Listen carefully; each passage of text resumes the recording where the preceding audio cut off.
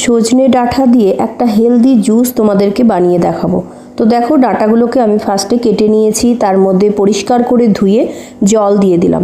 এবার দিয়ে দেব কিছুটা জিরে, নুন, পরিমাণ মতো হলুদ আর গোলমরিচের গুঁড়ো। এগুলো দিয়ে 10 থেকে 15 মিনিট আমি ফুটিয়ে নেব।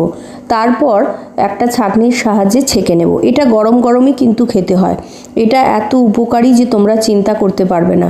তো তোমরা সবাই জানো যে সজনে ডাঁটা শরীরের জন্য কতটা উপকারী। প্রচুর পরিমাণে এর মধ্যে আছে protein, calcium, iron, vitamin C সব কিছু। আর গরম গরম এটা কিন্তু খেতে সত্যিই খুব ভালো লাগে। আমার কথা বিশ্বাস না করে তোমরা অবশ্যই বাড়িতে একবার ট্রাই করে দেখো। সজনে ডাঁটা দিয়ে একটা হেলদি জুস তোমাদেরকে বানিয়ে দেখাবো। তো দেখো, ডাঁটাগুলোকে আমি ফার্স্টে কেটে নিয়েছি, তার মধ্যে পরিষ্কার করে ধুয়ে জল দিয়ে দিলাম। এবার দিয়ে দেব কিছুটা জিরে, নুন, পরিমাণ মতো হলুদ আর গোলমরিচের গুঁড়ো। এগুলো দিয়ে 10 থেকে 15 মিনিট আমি ফুটিয়ে নেব। তারপর একটা ছাঁকনির সাহায্যে ছেঁকে নেব। এটা গরম গরমই কিন্তু খেতে হয়। এটা এত উপকারী যে তোমরা চিন্তা করতে পারবে না।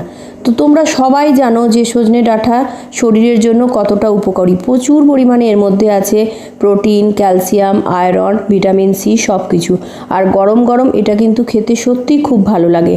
আমার কথা বিশ্বাস না করে তোমরা অবশ্যই বাড়িতে একবার ট্রাই করে দেখো।